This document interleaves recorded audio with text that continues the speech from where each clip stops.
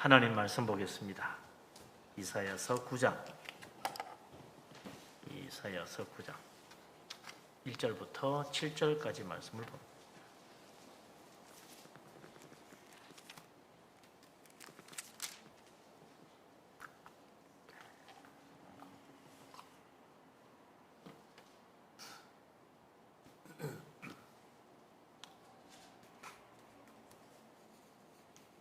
다 같이 한 목소리로 이사야서 9장 1절부터 7절까지 말씀을 받도록 읽겠습니다. 전에 고통받던 자들에게는 흑암이 없으리로다.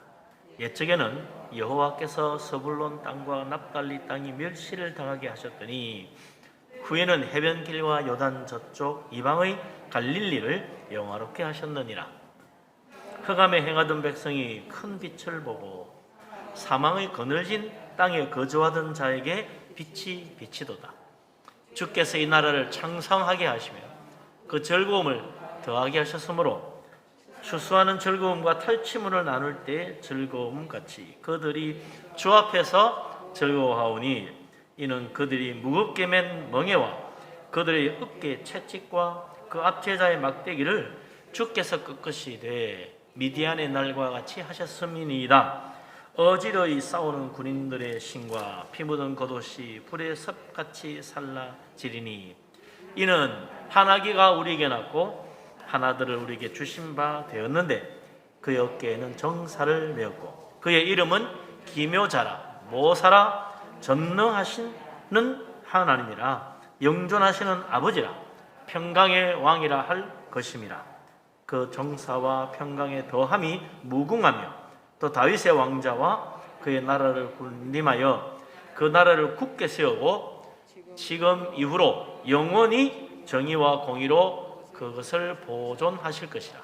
만군의 여호와의 열심히 이를 이루시리라. 아멘.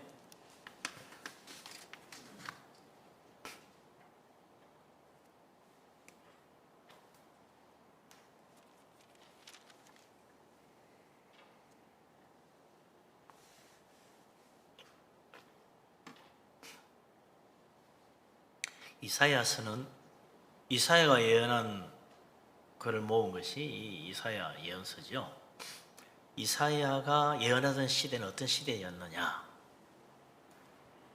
참으로 암담하고 혼란스러운 시대였습니다. 이사야서 제일 1장 1절에 보면 이사야가 예언하던 시대에 대한 이야기가 짤막하게 나와요. 이사야서 1장 1절에 뭐라고 되어 있냐면 유다왕 우시야 요담, 아스, 히스기야 시대에 아모스의 아들 이사야가 유다와 예루살렘에 관하여 본 계시라 그랬어요. 유다 왕이 네 왕이 있는데 우시야 왕, 요담 왕, 아하스 왕, 히스기야 왕 이 네 왕에 걸쳐서 4대 왕을 지내는 동안에 예언을 한 사람이 이 이사야 선지자입니다. 굉장히 나이도 많을 테고 오래도 살았지만 그 네 왕이 지나오는 동안에 그 시대를 예언했으니까 상당히 오랫동안 예언한 분이죠. 근데 이 시대는 어떤 시대냐? 우시야 왕, 요담 왕, 아하스 왕, 히스기야 왕 시대는 이 네 왕이 다스리던 유다 시대는 세계에 아수르라는 거대한 제국이 크게 일어나가지고 세계를 정복하던 시대였습니다. 아수르가 세계를 휩쓰고 나가는데 얼마나 무섭게 전쟁하는지 아수르의 전쟁은 잔인하기로 유명합니다. 수많은 나라들이 아수르의 멸망을 당하고 사로잡히고 짓밟히고 죽음의 고통을 당했습니다. 그야말로 온 세상 모든 나라가 부들부들 떠는 거예요. 우리도 언제 멸망당할지 모른다. 저 아수르가 오기만 우리 망한대. 정말 절망적인 시대. 정말 두려움이 가득한 세상. 이때 정신을 바짝 차려도 헤어나가기 어려운 그런 시대였다.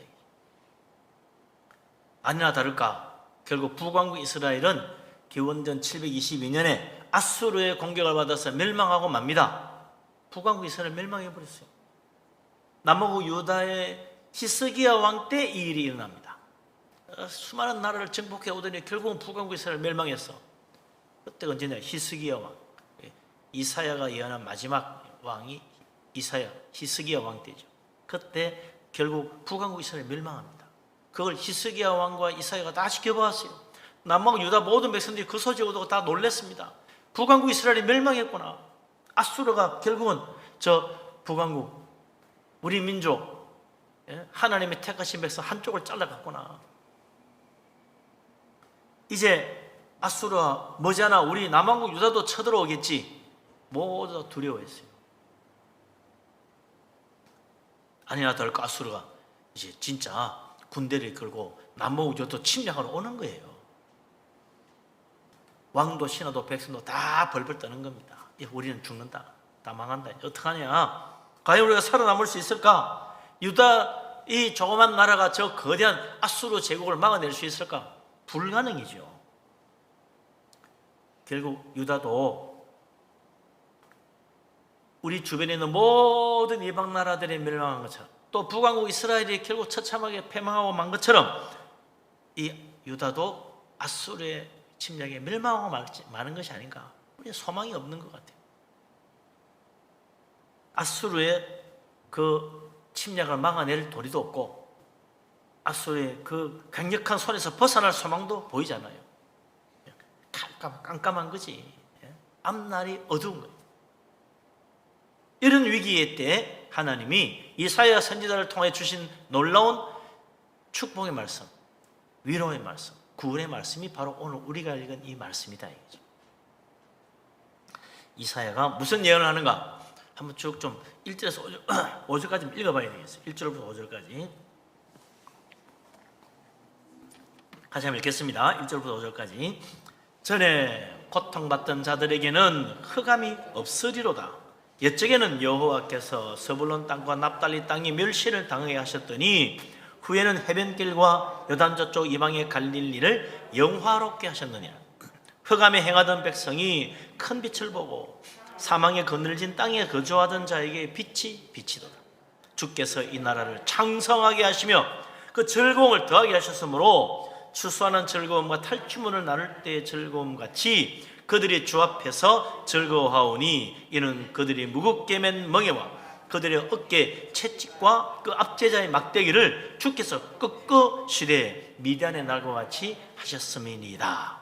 어지러이 싸우는 군인들의 신과 피 묻은 겉옷이 불에 섭같이 살라지리니. 아멘.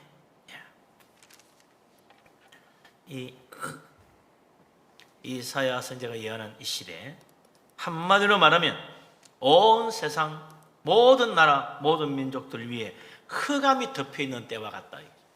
흑암이 덮였어. 깜깜함이 임하여. 다시 말하면 소망이 없는 시대지. 절망적인 세상, 죽음의 그 두려움 속에 갇혀있는 세상. 그런 세상 사는 얼마나 두렵겠어요. 요즘도 그렇죠. 코로나19에 지금 우리 마치 갇혀버린 것 같아요. 코로나19 약간 그 질병의 어두운 그림자가 온 세상을 다 덮고 있어요. 어느 나라도 예배가 없어. 뭐 선진국, 강대국 소용이 없어요. 다 당하는 거야. 다. 모든 나라 사람들이 다 이 악한 질병의 두려움 속에 있습니다. 그러니까 어떤 사람들은 마스크 쓰고 또 어떤 사람은 또 백신도 맞고 심지어는 아예 밖에 못 나갑니다. 이런 사람도 있고 말이죠. 우리 애도 어디 학교 못 보낸다는 사람도 있고 별별 두려움이 얼마나 많은지 다들 그냥 벌벌 떨고 있죠. 그 시대 사람들은 전쟁의 두려움, 그 속에 갇혀있는, 우리는 질병의 두려움, 여기 갇혀있는. 언제 나도 전염되면 어떡하나, 한번 사람 좀 서치기 전하면 이거 말이야 또 혹시나 또 저 확진자 아니야? 이런 생각이 불현듯 한 번씩 들어요. 어디 가도 말이지. 항상 이렇게 불안한 마음이 떠나지 않는 거죠. 그런데 하나님이 그런 어두움 가운데 불안과 두려움 속에 있는 우리들에게 빛을 비춰주신다는 겁니다. 얼마나 놀라운 소망의 축복입니까? 전에는 분명히 빛이 없었다는 거예요. 그런데 하나님께서 이 흑암 가운데 사는 자들에게 빛을 비추시는 거예요. 하느님 빛을 비추니까 사망의 그늘진 땅에 생명의 빛이 비춰가지고 환하게 밝아집니다. 그러니까 흑암이 사라져버려. 하느님 빛을 비추니까 흑암이 사라져버려. 그래서 이 제일 첫 번째 말부터 뭡니까? 9장 1절에 전에 고통받던 자에게 흑암이 없으리로다. 전에 두려움과 그 공포 속에 살던 모든 자들에게 흑암이 사라져버린다. 하느님 빛을 비추니까 그런 거예요. 소망은 말이죠, 하나님에게 있는 겁니다. 결국은 역사를 바꾸시고 결국 우리 인생을 새롭게 하실 분은 하나님입니다. 누가 해결해요? 해결 못하는 거예요. 아무도 벗어날 수 없는 그 아수르의 무지막지한 무서운 전쟁, 그 불길 앞에 벗어날 수 있는 건 하나님밖에 없는 거예요. 하나님 빛을 비춰줘야지. 하나님이 그 어둠의 그늘을 제쳐줘야, 벗어나게 만들어줘야 되는 거죠. 약한 질보다 마찬가지 아닙니까? 하나님이 벗어나게 해줘야지. 이건 아무래도 안 돼. 2년 동안 뭐 이렇게 저렇게 현대 과학이 이렇게 무력한가 정말 새삼스럽게 느낍니다. 대단한 줄 알았지요. 뭐 우주로 뭐 로켓트가 날아가고 무엇이 어떻고 최첨단 뭐 나노 뭐 기술이 어떻고 이러니까 뭐 굉장한 줄 알았는데 이건 뭐 아무것도 아니야. 무력하게 짝이 없어요. 하나님이 도우셔야 된다. 하나님이 바꾸셔야 된다. 그래서 우리는 하나님께 매달려야 된다. 세상 사람들은 그러지 않죠. 교회 뭐 교회 때문에 뭐 심지어 그런 어떤 사람은 교회 때문에 다 이렇게 됐대. 아니 무슨 교회가 이렇게 했어. 교회 때문에 뭐 이렇게 됐어. 세계 나라가 다 교회 때문에 그렇게 됐나? 참 편협한 생각하는 사람 많아요. 이 잘못된 생각을 하면 그렇게 막 모든 책임을 남에게 돌리고 자기는 그 피해자처럼 생각한다 이거지. 이 세상 모든 이런 환란이 왜 닥쳤어요? 하나님이 진노의 심판이지 뭐. 죄악과 교만에 대한 하나님의 심판. 우리가 두려운 마음을 하나님 앞에 겸손히 써야 되는데 오히려 하나님 해방하고 아무리 하나님이 진노의 심판에 그 손을 내밀어도 못 깨닫고 여전히 하나님 대적하는 자들이 있다. 그러나 하나님은 여전히 은혜로우신 분이라 마침내 어두움의 그늘을 걷어내시고 생명의 빛을 비춰주신다. 하나님이 바꾸시면 세상이 달라지는 거예요.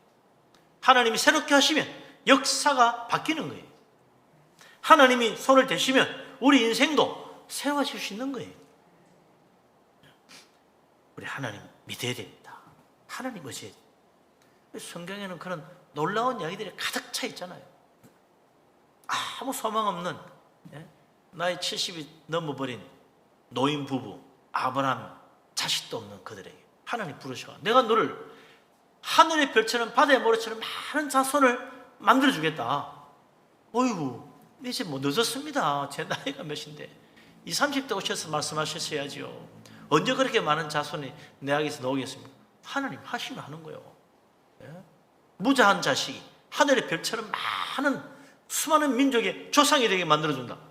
어떻게 그런 일이 일어나요? 하나님이 아브라함 불러내시니까 그래 되는 거지.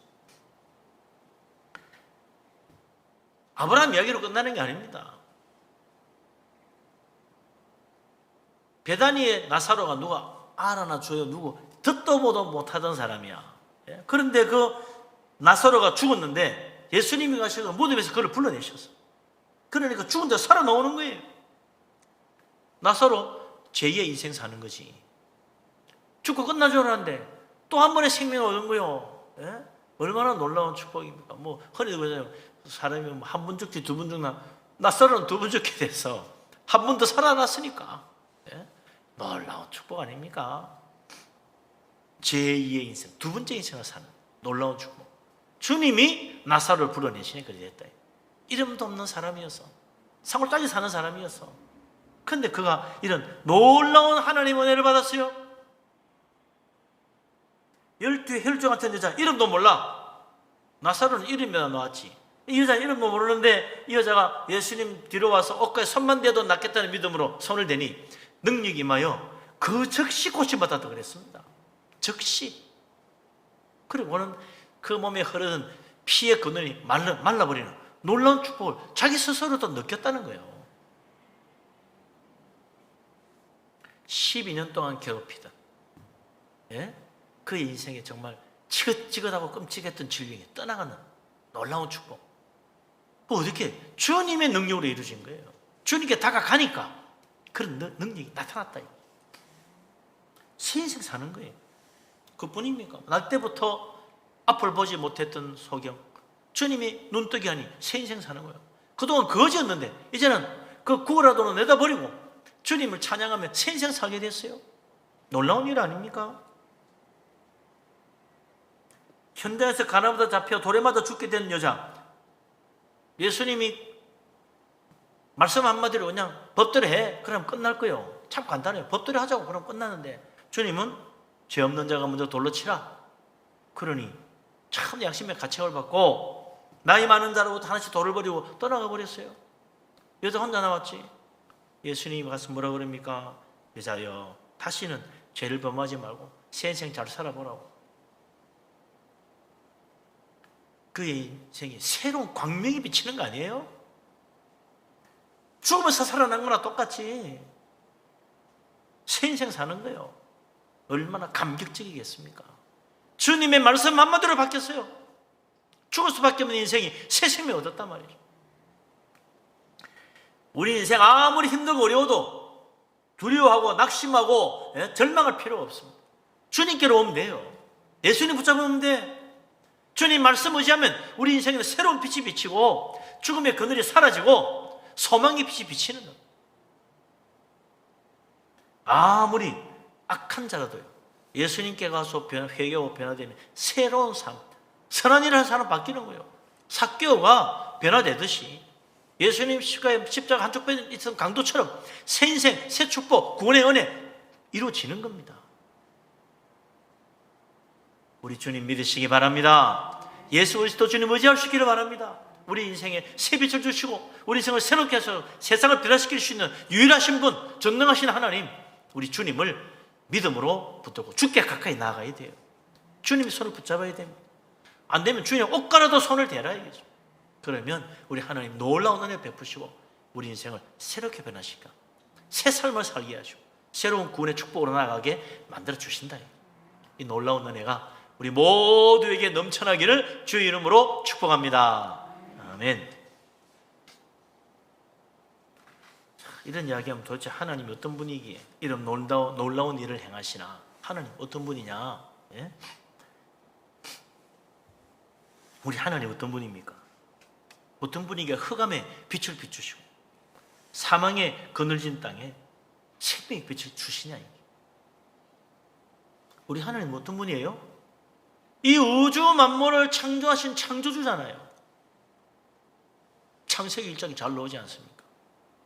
하나님께서 말씀하시니 빛이 생기고, 하나님 말씀하시니 궁창이 생기고, 하나님 말씀하시니 바다가 생기고 육지가 드러나고, 하나님 말씀하시니까 바다에는 온갖 물고기, 들판에는 수많은 풀과 나무와 꽃이 피고 공중에 새가 나는 거예요. 예? 하나님께서 우리 인생도 지으셨다. 그 하나님이 처음에 만드신 게 뭐라고요? 빛이 있어라 하신 빛이 있어. 그 어두운 가운데 빛이 비치는 거죠. 빛과 어두움을 창조하신 분이 전능하신 하나님이라고 이사야가 45장 7절에 선포하고 있습니다. 우리 하나님은 빛만 지은 줄 아느냐? 빛과 어두움을 다 지으신 분이 하나님이시다. 그뿐만 아니라 창세기 1장 4절에 보면 하나님이 빛과 어둠을 나누셨다. 빛을 낮이라 어둠을 밤이라 하나님이 부르셨다 그랬어요. 하나님 말씀으로 빛과 어둠이 딱 나눠지는 거예요. 경계선이 생기는 거지. 낮과 밤, 완전히 딴 세상이에요. 그렇게 다를 수가 없어. 하나님이 빛과 어둠을 지으셨고 하나님이 낮과 밤을 만드셨어요. 창조주 하나님이십니다. 죽은 자를 불러내시는 분, 생명의 주인이십니다. 생명을 지으신 분이 누구냐? 하나님이시다. 흙덩이에 인간의 모습을 만들고 코에다가 그 흙덩이 코에 후 하고 생명의 숨을 불어넣으니 살아있는 사람 아담이 됐다는 거 아니에요? 하나님이 그에게 영혼을 불어넣으시니 영적인 존재가 됐어요. 영혼을 가진 인생이 됐다. 하나님을 알고 영의 눈을 뜨고 하나님을 섬길 수 있는 사람, 놀라운 피조물이 만들어진 거 아닙니까? 생명의 주인도 하나님이시다. 그 하나님이 이제 우리로 하여금 어둠을 이기게 하시고 빛 가운데 나아오게 하시고 밤을 견디게 하시고 낮을 맞이하게 만드신다.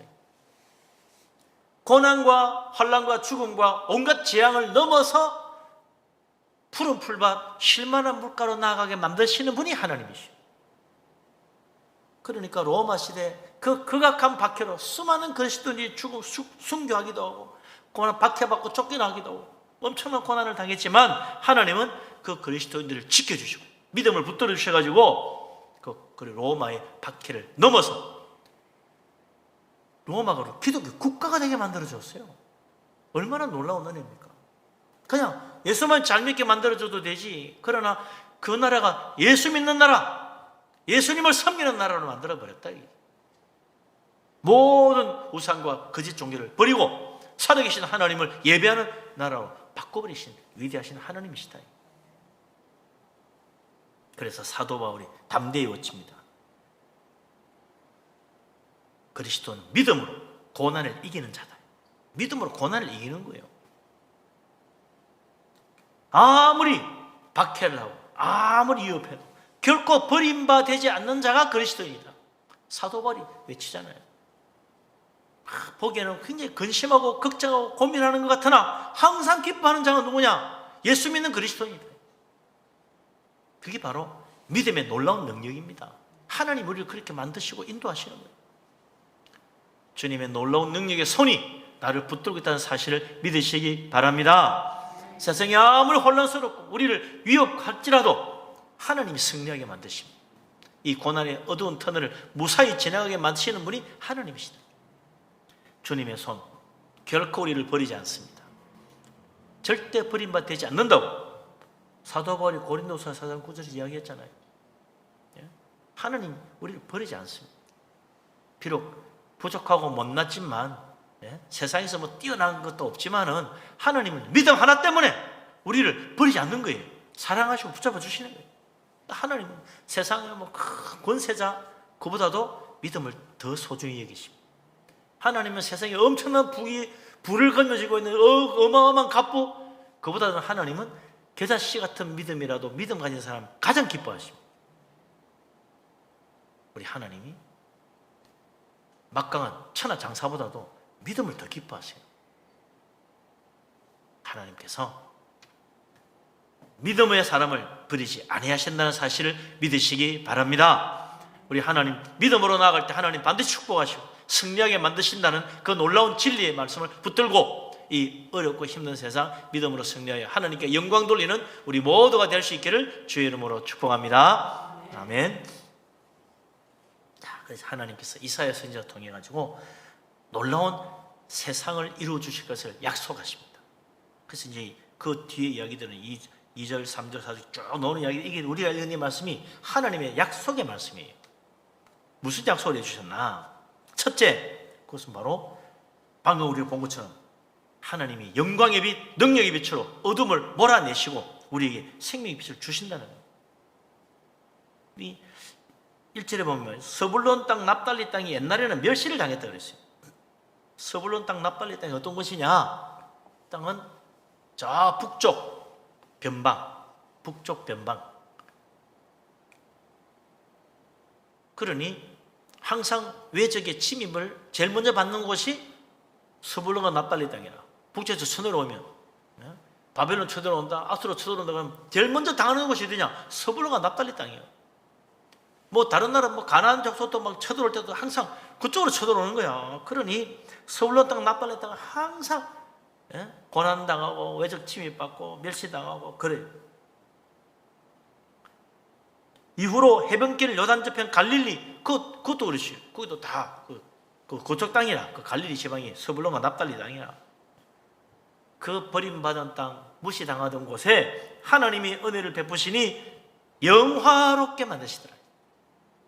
영화롭게 그냥 고난을 통과하고 구원받는 걸 끝나는 게 아니에요. 영화롭게 만드신다. 그래서 흑암에 행하던 백성 2절에 보니까 뭐라 그럽니까? 큰 빛을 본다. 그냥 빛도 아니요. 희미한 빛 보는 게 아니에요. 새어나오는 조그만 빛 보는 게 아니요. 큰 빛을 보는 거예요. 대낮같이 환한 태양같이 밝은 빛을 본다는 거예요. 그래서 예수님이 첫 사역을 시작할 때 어디서 합니까? 갈릴리에서 시작하시는 거예요. 갈릴리에서 첫 복음의 선포를 하시고 하나님의 구원의 역사를 이루십니다. 그러니까 서불로 땅, 납발리 땅, 그 갈릴리 해변가 모든 사람들이 예수 그리스도 주님을 통해 어마어마한 은혜를 받고 놀라운 능력을 보고 크신 구원을 체험하는 거예요. 그러니까 수만 명의 사람들이, 그 갈릴리 사람들이 예수님 따라다니는 거 아니에요. 심지어는 밥 먹는 것도 잊어버리고 따라다니다가 먹을 게 다 떨어졌어. 쫄쫄 굶고 계시는 예수님이 물고기 2마리 보리떡 5개로 5,000명 먹이는 기적을 행하신 거 아니에요. 그러면서 정말 놀라운 빛을 보는 겁니다. 이분이 하나님이 말씀하신 그 메시아가 아니냐. 모든 예수님 왕으로 모시려고 했어요. 어떻게 물고기 2마리 보리떡 5개로 5,000명을 먹여요. 12강주례가 남는가? 이분이 바로 하나님 보내신 분이다.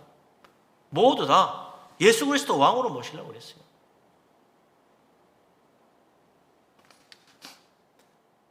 답답하고 암담한 세상 속에 놀라운 구원의 빛, 놀라운 하나님의 은혜의 빛을 체험하는 거죠.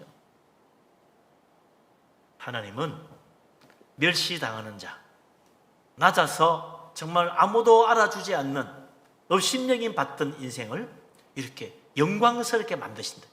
예수님 늘 하시는 말씀이 뭐예요? 낮은 자 높아지고 높은 자 낮아진다. 1등이 꼴찌 되고 꼴찌가 1등 된다.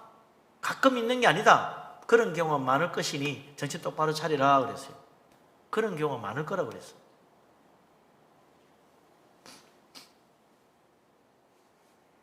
무시당하다고, 가난하다고, 힘없다고,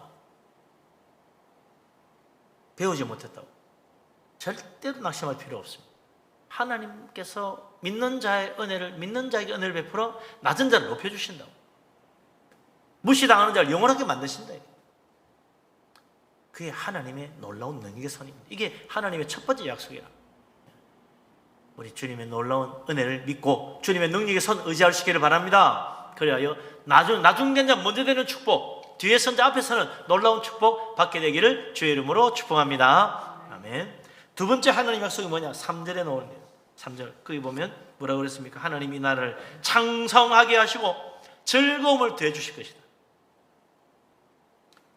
번성하네요. 거대하게 번성하게 만드신다. 하나님 믿는 자들에게 은혜를 베푸시는데 그 즐거움이 어떤 것이냐?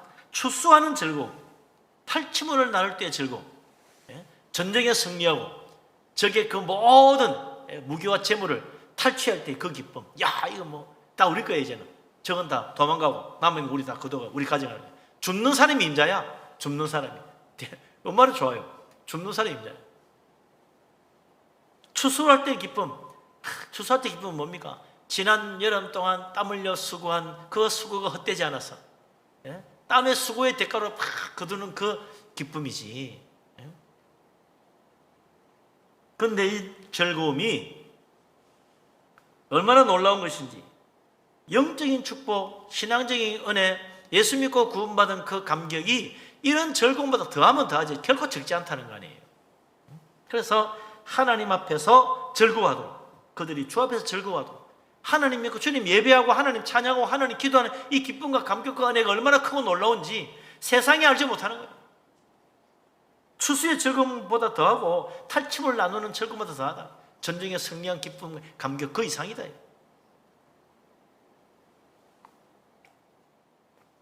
세상은요, 영적인 축복, 신앙적인 즐거움이 뭔지 잘 몰라요. 아무리 여기서도 몰라. 말씀 들어보면 얼마나 좋은지 몰라. 이게 뭐가 좋으냐? 성경이 얼마나 놀라운 은혜인지 모른다고. 말씀마다 정말 기가 막힌 말씀이라고. 뭐가 기가 막힌데? 내가 보니 하나도 볼만한 말 없더만. 가끔 한두 개 있긴 있더라만. 그거 다 볼 것도 없잖아. 요즘 세상에 맞지도 않는 캐캐먹은 이야기 들고 나오냐고. 아니 그게 아니고 이거 얼마나 놀라운 말씀인지 모른다고. 못 깨달아요. 아무리 얘기해줘도. 영적인 축복이 얼마나 큰지 몰라요. 천국의 소망이 얼마나 큰 은혜인지 몰라요. 천국이 어디서 그런다고. 하나님이 예수 믿는 사람들, 예수 믿는 나라, 예수 그리스도 복음의 축복을 받는 나라를 창성하게 만들어 주신다. 하나님이 역사상 그런 놀라운 축복을 얼마나 많이 베풀어 주었습니까? 예? 참 우리 대한민국 못 살던 나라에, 세계에서 제일 못 사는 나라였는데, 아니 그래요, 어떻게 반백년 만에 세계에서 제일 잘 사는 나라 만들어 줄 수 있어요? 불가능한 이야기지. 참 기적 같은 이야기입니다. 아니 기적이지 뭐. 왜 이런 놀라운 축복이 이루어졌습니까? 세상은 모르지. 우리는 알아요. 새벽마다 주께 부르짖는 믿음의 사람들의 그 기도가 헛되지 않았어. 전국 방방곡곡에 있는 십자가 주님의 교회에서 주일마다 예배하며 하나님께 기도하며 하나님 은혜 간구했던 그것이 헛되지 않아. 하나님이 택하신 백성, 하나님 사랑하는 자녀들을 위하여 복되게 하시고 이 나라 잘되게 만들어 주신 거 아니에요.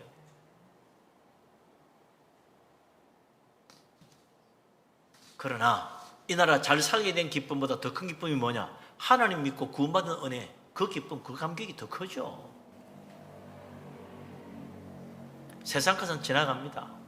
세상 기쁨은 잠깐이요. 그러나 주님 믿고 구원받은 그 은혜와 성령의 감동하심과 믿음의 축복은요, 샘솟듯 솟아나는 기쁨이라고 그랬지 않습니까? 강같이 흐르는 평강이라고 그랬어요. 영원한 기쁨, 영원한 소망, 영원한 은혜가 넘치는 것, 물붓듯이 부으시는 축복 가운데 사는 것, 이게 예수 믿는 기쁨과 즐거움이라. 그래서 예수 믿는 나라, 주님의 교회 창대해지는 것입니다. 놀라운 은혜 가운데 참 세상이 알지 못하는 기쁨과 세상이 줄 수 없는 평강과 하나님 은혜가 날마다 물붓듯이 부어지고 샘솟듯 솟아나는 축복을 체험하는 우리 모두가 될 수 있기를 주의 이름으로 축원합니다. 아멘. 세 번째 약속, 4절 5절에 나와요. 그게 하나님 뭘 약속하십니까? 4절 5절에 보면 무겁게 먼 맹에, 어깨의 채찍, 압제자의 막대기를 주님이 다 꺾어버리신다. 미디안의 날같이 할 것이다. 미디안의 날이 뭡니까? 이건 사사기에 나오는 그 기드온의 300용사가 미디안 군대를 이긴 이야기를 말하는 겁니다. 미디안이 얼마나 극악하게 이스라엘을 압박하고 박했는지 보면 말이죠. 이 기드온이 추수를 했는데, 추수하면 추수 때만 되면 와가지고 싹쓸이 다 가져가는 거야. 추수해놓으면 딱 추수 끝나면 오는 거야. 기가 막히게. 그래 다 가져가. 구석구석 뒤져가 다 뺏어가요. 그러니까 추수한다는 표를 내면 안 돼. 어떻게 합니까? 그래서 이 포도주 틀 속에 들어가가지고 움푹 파여 있으니까 그 속에 들어서 추수를 하는 거야. 밖에 안 보이게. 예? 기도원이 그랬단 말이죠. 들키면 다 빼앗기니까 숨어 사는 거예요. 추수를.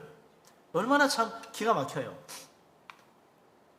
그렇게 큰 억압을 받고 고통을 당했는데 하나님이 기드온을 불러가 300용사 세워서 미디안을 치는데 바다의 모래같이 많은 미디안 군대를 불과 300명으로 다 물리십니다. 대승리를 거두게 만들었다.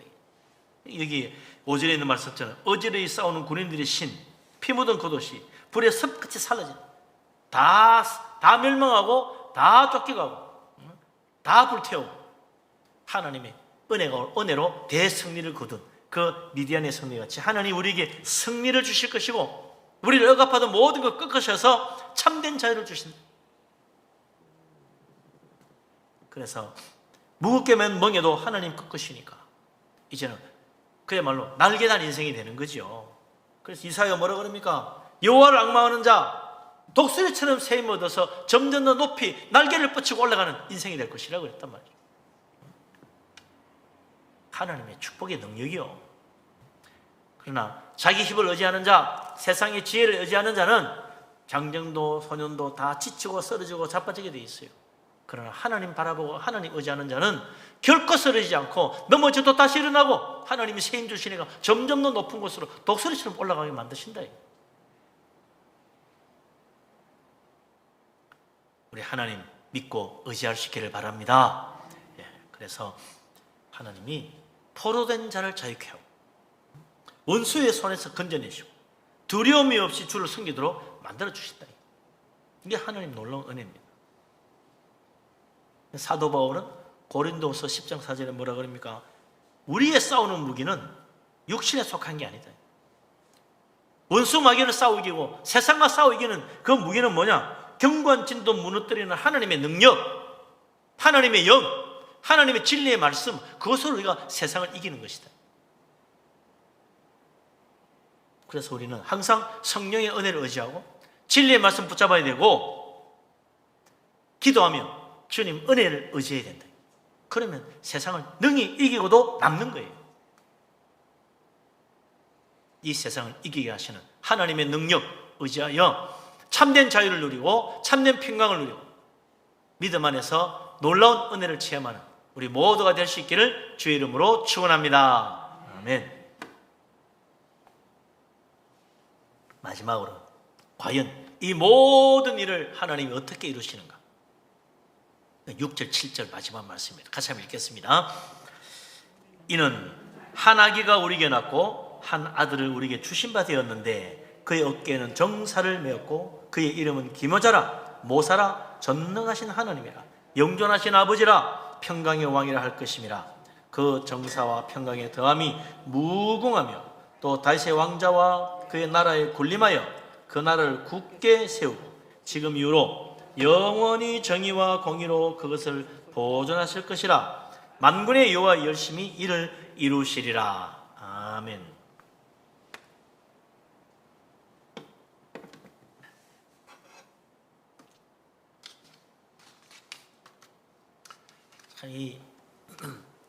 우리가 생각하는 것하고 하나님 생각하고 다른 게 이 6절에는 첫마디죠. 하나님은 우리를 이렇게 놀라운 은혜 베푸시고 어둠을 물리치고 빛을 주시고 우리를 억압하는 모든 억압의 멍에를 꺾고 자유를 주시고 구원의 은혜 베푸시는 놀라운 그 일을 이루시는 데 있어서 우리는 대단한 분이 올 거로 생각하는데 하나님 한 아기를 보내시는 거예요. 아니 애가 와서 뭐 할 거냐고. 사람들은 그런다 이거지. 그게가 우리 인생의 어리석은 생각이죠. 다윗이 골리앗 싸울 때도 그랬잖아요. 골리앗이 키가 거무야. 보통 사람 2배 키예요. 2배 키. 거의 3m 키 가진 사람이요. 거기다가 맞아. 철갑으로 둘렀어. 그 앞에 또 큰 방패를 든 사람이 그 앞에서 또 앞에서 가면서 막아줘. 방패 든 사람이 다 막아주고 있어. 저런 골리앗을 누가 이기겠냐? 근데 소년 다윗이 나왔어요. 미성년자요. 요즘 치면 10대 소년. 예? 우리 진짜 새 파란 애가 나온 거야. 예? 아무것도 가진 것도 없어. 칼도 창도 아무것도 없어. 방패도 없네. 그리고 막대기 하나 들었어. 그러니까 골리앗이 뭐라 그럽니까? 야, 내가 동네 떠돌아다니는 강아지냐? 막대기 들고 오게. 너 지금 뭐 하자는 거냐? 비웃었다. 근데 그게 아닌 거요. 하나님은 소년 다윗을 통하여 거대한 거인 골리앗 역전의 용사를 한 방에 돌멩이 한 방에 무너뜨린 거 아닙니까?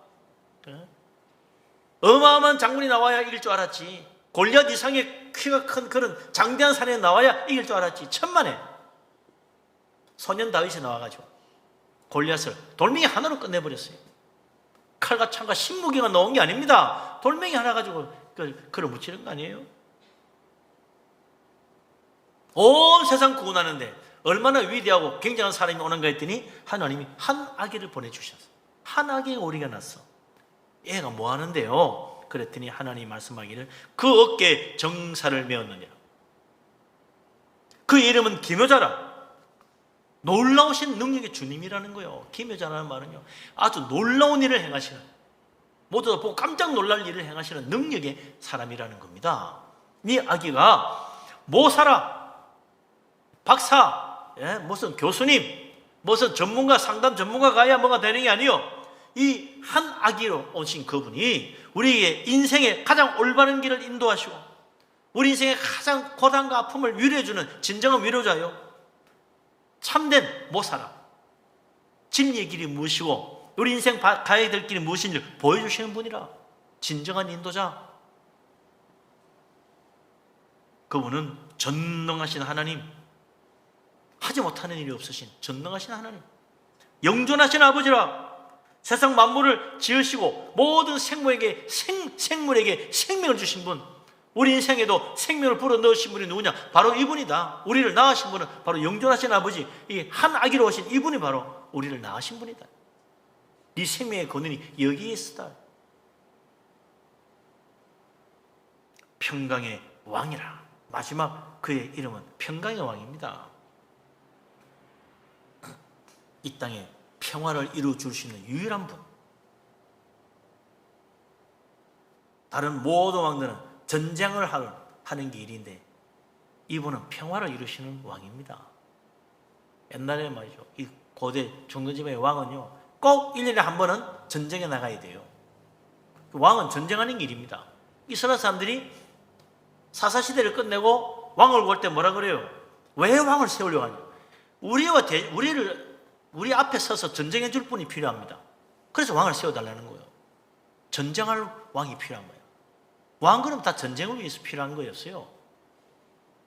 그런데 하나님은 왕을 보내셨는데 우리 앞에서 전쟁해 줄 왕을 보내준 게 아니고 우리 앞에서 평화를 이루어 줄 왕을 보내주신 거예요. 다시는 전쟁의 소리가 필요 없는, 다시는 전쟁 연습할 필요도 없는 영원한 평화의 나라를 이루어주러 오신 왕이 바로 이 한 아기, 이 아기를 통해서 하나님이 이 세상에 놀라운 일을 이루신다는 겁니다.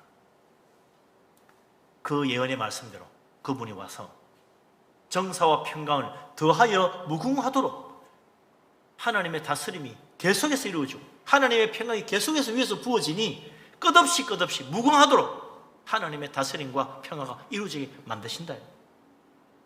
그래서 다윗의 왕자와 그 나라에 군림하여 그 나라를 굳게 세워. 전에 다윗의 왕국은 멸망했지만 이 한 아기가 와서 세운 다윗의 나라는 영원한 나라, 다시는 멸망하지 않는 나라로 굳게 세워준다는 거예요. 다윗은 전쟁은 잘했는데 정의는 세울 줄 몰랐어요. 그래서 참 억울한 사람 많았어.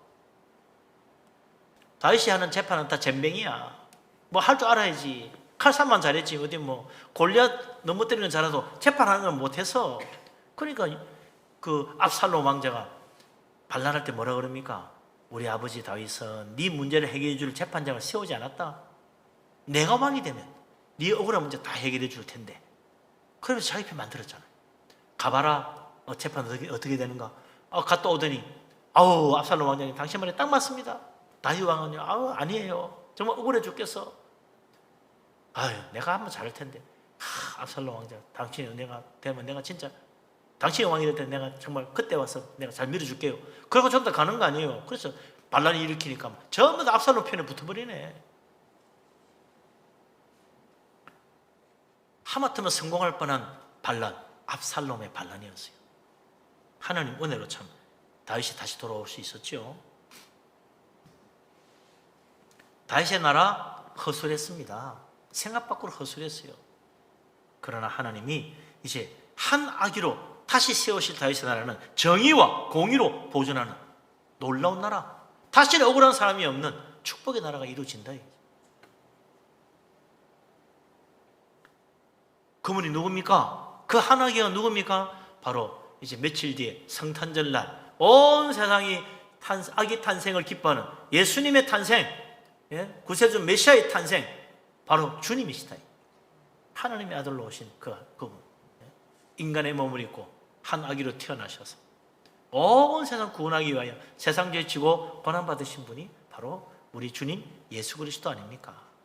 우리가 왜 성탄절을 기억하고 성탄절 예배드리고 성탄절 주님을 찬양합니까?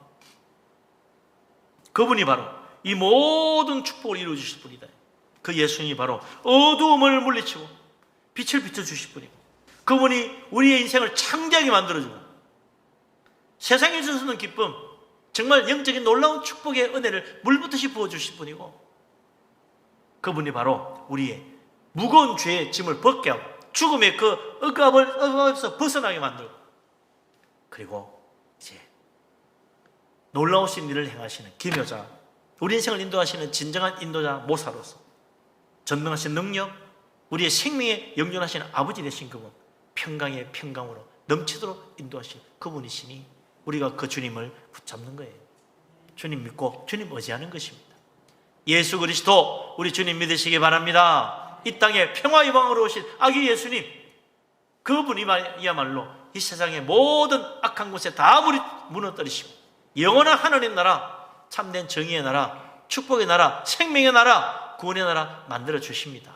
예수 그리스도 믿고 주님 바라보는 우리들 될 수 있기를 바랍니다. 이번 성탄절에 주님의 놀라운 위로와 생명의 축복과 구원의 은혜 다 받게 되기를 주의 이름으로 축원합니다.